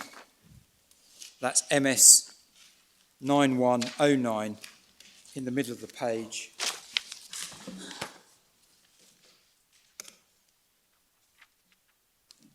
fact, just below it, the licence was Exhibit A. You see the sentence, the plaintiff offered the intervener a licence, and that's why it's talking about intervener. Is that actually the real defendant?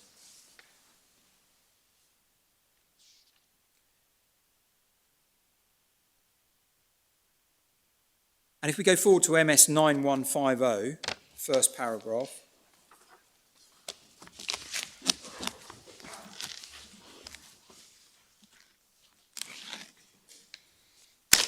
first paragraph, the court explains that one looks at already issued licences and states that the typical practice in the field is relevant to the question of whether a portfolio licence on a worldwide basis is FRAND. That's the middle of the first paragraph. Goes on to say that the circumstances might make deviating from this necessary. All of a piece with what's happened in the courts below. The next paragraph explains that a patent proprietor has a legitimate interest in controlling all usage activities of a group of affiliated companies by means of a licence instead of having to prosecute individual rights in individual countries. That's another express rejection of patent by patent and country by country. And moreover, making the point that I've just been making to my lords and my lady, that it's basically group-to-group licensing. The remainder of the paragraph gives some practical reasons why this is legitimate. And if we go forward to MS 9156, just below halfway down, you see the statement that the plaintiff always offers a worldwide licence to the defendant and the intervener.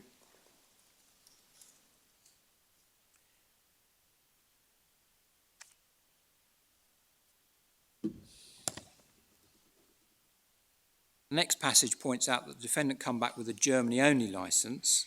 You see it's an entire German portfolio offer.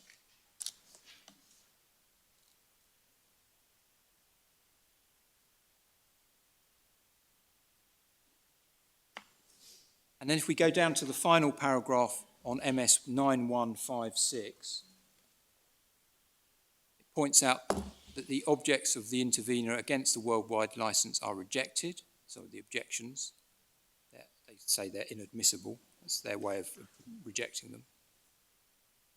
And as is pointed out in this paragraph, worldwide licenses are normally concluded with an entire group of affiliated companies and an entire property rights portfolio. So again, they're looking at what's normal in consensual agreements.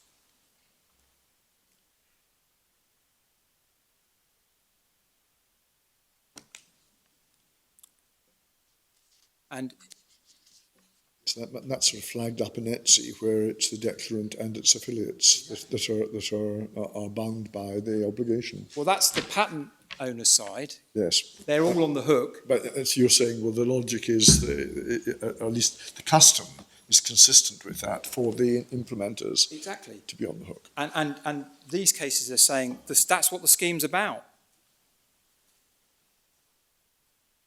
Now, as for the position of the manufacturer, which of course was the intervener, that's addressed over the first full page of MS 9157. You can see it's active worldwide and regularly concludes worldwide licenses. That's the first 4 lines of the first full paragraph on that page.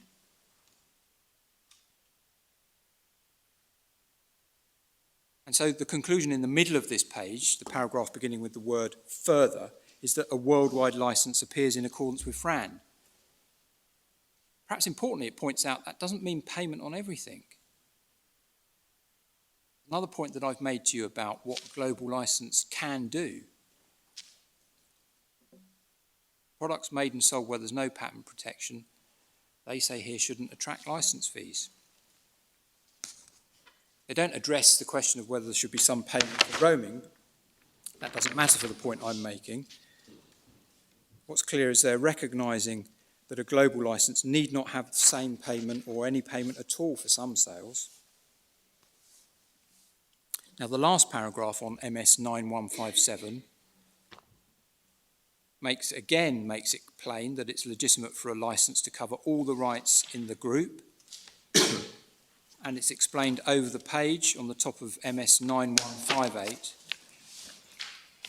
This is because the Court of Justice wants to achieve contracts that are normally agreed in negotiations, and this is normally FRAND.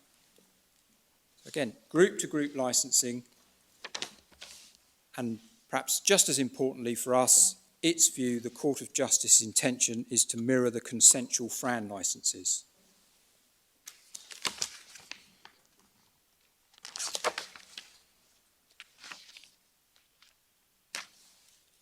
Can we look at the bottom of MS 9159? This is a separate and important point. And it's the point, one of my propositions, as not being able to delay the license to challenge the patents. And you see the court here explains that the counteroffer, so that's from the implementer, can reserve the right to examine essentiality and validity, but that does not mean it can delay the conclusion of the contract. And it's clearly including, can't delay it in the case of it being decided by a judge. The last few lines of this page make it clear that this is not permissible. And please note that passage well. I'll show you other support for that shortly, including the Advocate General in Huawei and ZTE. And as I've already submitted to you this morning, the actual rationale of the Huawei and ZTE scheme that's set out in the judgment of the court is inconsistent with delaying the licence until you've had litigation. If we carry on in the St Lawrence judgment and go forward and pick it up at MS 9169, so I'm now by number 2, the judgment returns to the worldwide licence point and considers the offer by the intervener of the Germany-only licence. And you see that's rejected. And the end of the paragraph in particular points out it's abusive to only conclude a licence for Germany, bringing the proceedings to an end, but continuing unauthorised use in other countries, including the EPC where other national portions of the patent, which the European patent, are in force.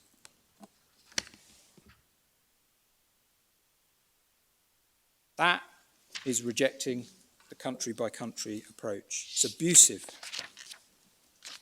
So this is another case that's bang against my friend in my submission. Why then has my friend ended up feeling able to include Germany in his list with the US and Japan?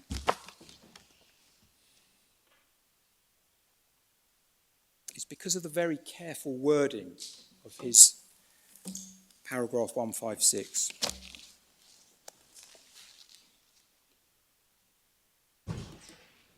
The impression given is that these foreign courts don't get involved in considering whether France should be global or not.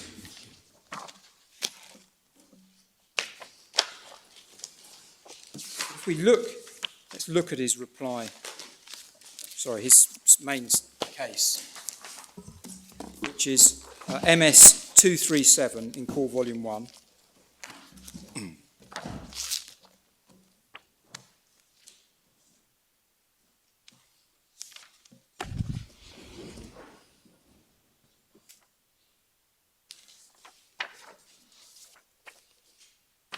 Germany is number 3 in the list. You look at the beginning of 156. No other courts set worldwide royalties for foreign patents. That's where the ball is slipped between your legs. The word set.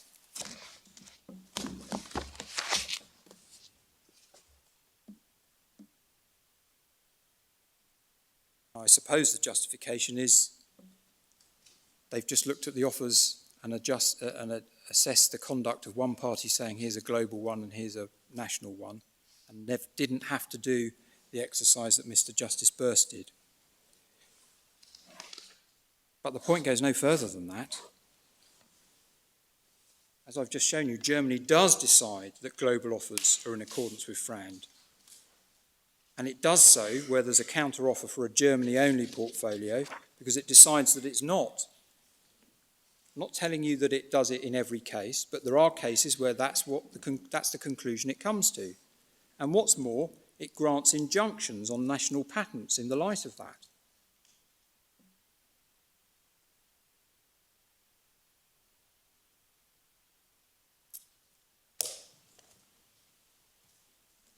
Germany doesn't support my friend at all. It's dead against him.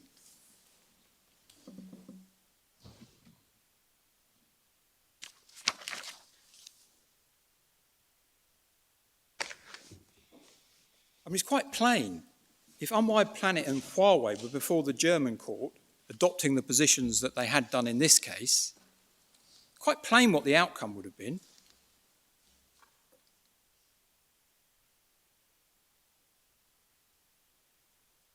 We would have had an injunction, not limited in the way that Mr. Justice Bursey's injunction reserves the right for Huawei to change their mind.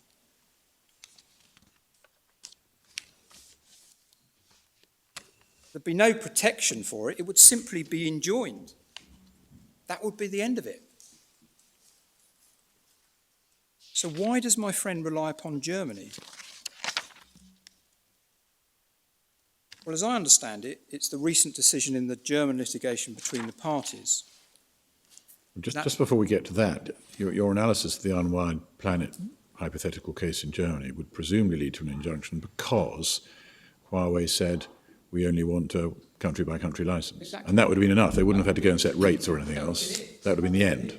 Yes. That would have been it. And actually, that would have meant they'd have had to have come to us and negotiated with us when we got an injunction. Yeah. That would be it.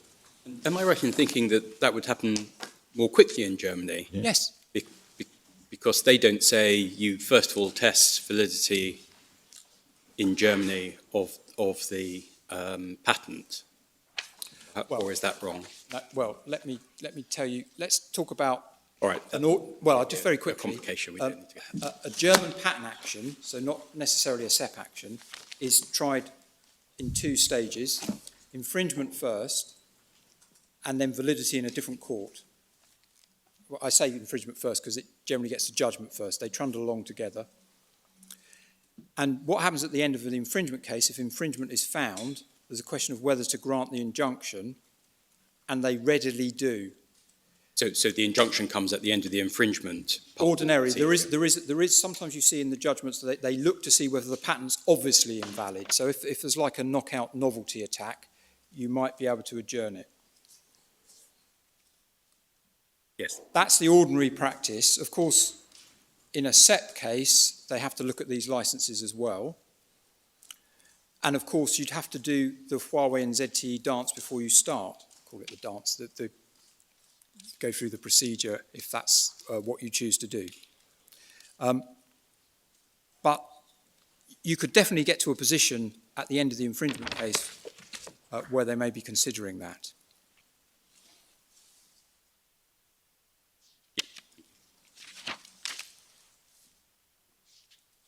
So let's turn up the German case that I think he relies upon, which is Authorities 8, tab 137.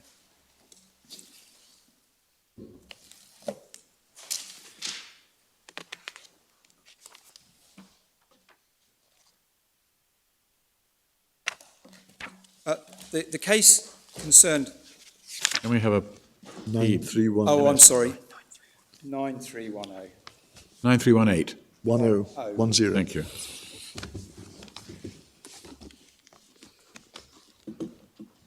The case concerned a culpable infringement by Huawei and a dispute over what information must be disclosed for the remedies stage of the proceedings.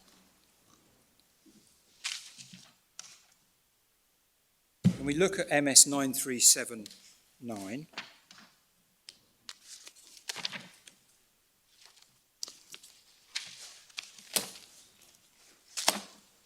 you see that explained in the paragraph right at the foot of the page. The lower court had concluded culpable infringement correctly and that the defendant must provide information and accounts.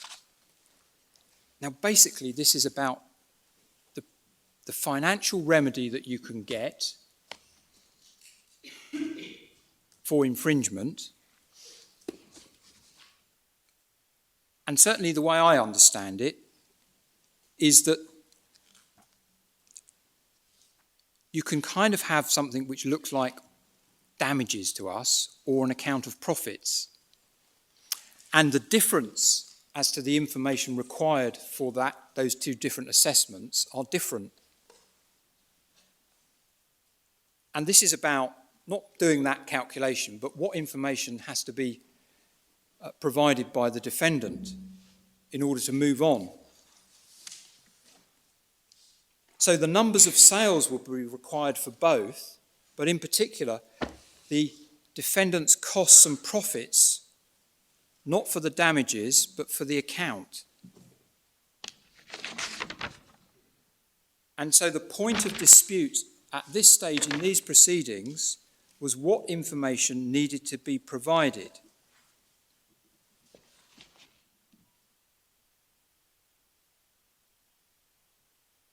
And actually, was it different at different points in time where there was culpable infringement?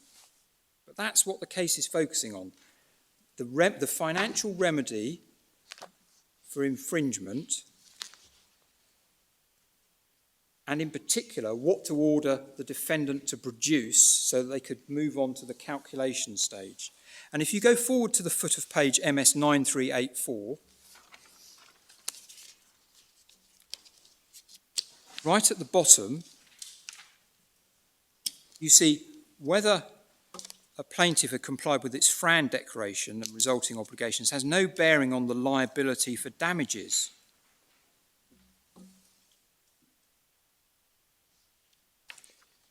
And actually, that's the crux of why there may be a difference for different points in time.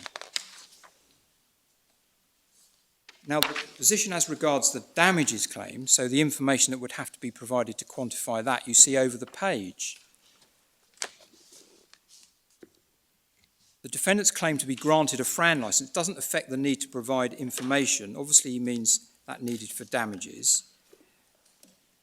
And you see that at the paragraph about a third of the way up from the bottom of MS 9385.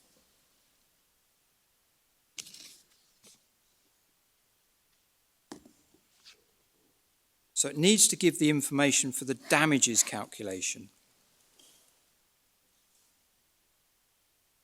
The judge goes on and says the position is different for the accounting claim. In the paragraph at the foot of MS 9385, he says that the plaintiff can only ask for information on costs and profits for periods of use, i.e. infringement, when he can ask for more than the FRAN fee. The judge puts it as not limited to the FRAN fee. And to be clear, he says you don't need that information for the FRAN fee.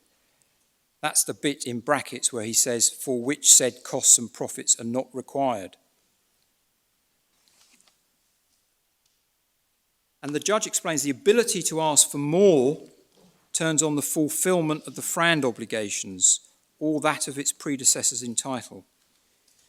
You see that also in the last paragraph of MS 9385. And in fact, what that is explaining is what it's getting at is that an account of profits is a bit like an injunction. In this sense, you have to have been playing the FRAN game. And that's in substance what's explained in the first few lines of MS 9386, where he says it's not unlike an injunction claim, not because an account is like an injunction.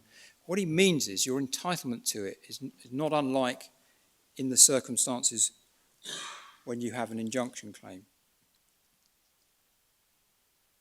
Now, the bottom of this page is getting to the first bit I understand my friend to have picked out and to rely upon. But as we shall see, it's got absolutely nothing to do with the point he relies upon it for. He suggests that it supports him to show that Germany won't countenance or set worldwide licenses.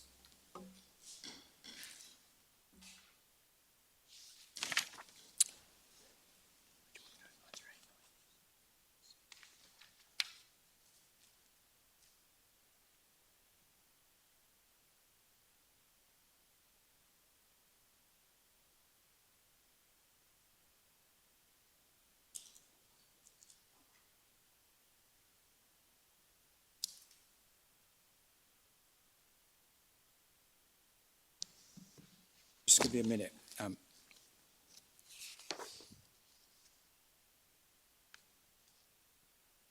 I'm looking now just below halfway on 9386. The point of the paragraph, starting just below halfway down, is that the Mannheim court wanted to order disclosure of costs and profits even if only the FRAM fee is paid, i.e. damages, not the account. And the Mannheim court was the court below. And the judge goes on and explains that the principle is that only information that the injured party relies upon for the calculation of damages is disclosed. That's about 6 lines down in the paragraph. So all he's saying is you're not getting more than you need.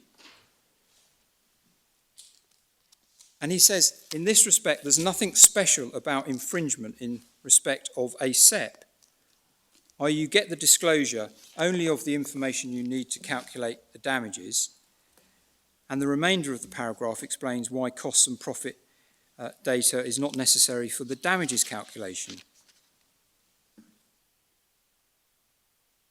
The last 3 lines of MS 9386 and the top of the next page contain the quote my friend has picked out. What the judge says, having just said that costs and profit data will not be ordered, is that all other data normally awarded for calculating damages will be provided. And you see the sentence 2 lines up from the foot of 9386. In this respect, i.e. as to the information ordered, that's what the previous sentence is talking about. So in this respect, the FRAND licence does not differ fundamentally from a normal licence owed as damages or compensation.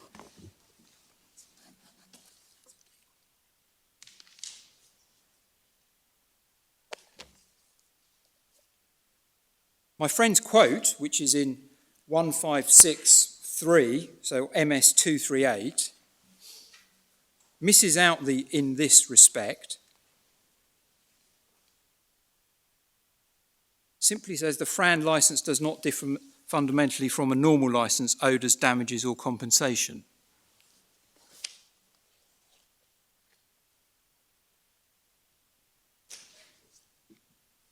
Makes it look as if it's not talking about this distinction as to what the information is that you're getting, and that they're actually saying that a FRAND licence should be damages.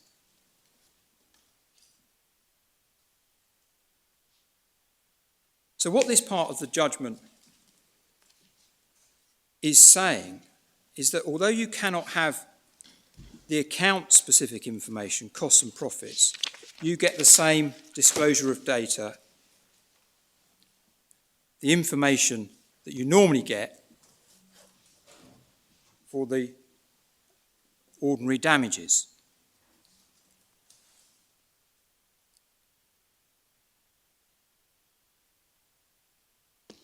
Friend is relying upon it to support the proposition that German courts don't set rates for foreign patents.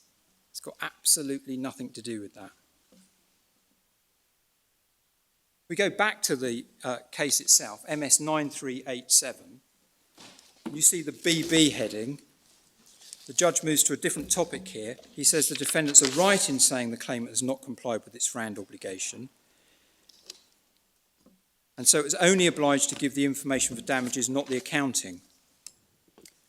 And the discussion moves on to consider this, and it's important to realise the point of dispute is possible discrimination compared to licences granted by the patent owner's predecessor. And that was Ericsson. And the paragraph on MS 9387, just below halfway down, beginning however, flags up this point. And you see at the end of the paragraph he's saying, if the federal court upholds him, and that's acknowledging the appeal that there has been filed on this decision, it may be that the patent owner does come back and make a different offer. Just as an aside, in Unwired Planet itself, Mr. Justice Burst did have all those Ericsson licences because Ericsson was a party to the litigation. It was a party to the competition counterclaim early on. Now, Mr. Speck, we have reached 4 o'clock. It's going to take me a while to finish it. Yes, that's what I had the impression. Yeah. Can I ask, bearing in mind that you're still on issue 1, What progress are we making? Oh, we are, well, this actually goes to both the two issues that I'm addressing. I'm going to be relatively short on issue 2. I need to give Miss Ford some time. Yes. I think what I will be doing is looking at the extra foreign law that I'm going to take you to and cutting my note down on issue 2. But I think we'll be fine.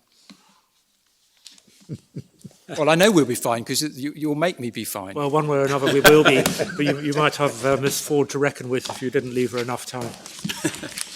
Very well then. We'll adjourn until 10:30 tomorrow.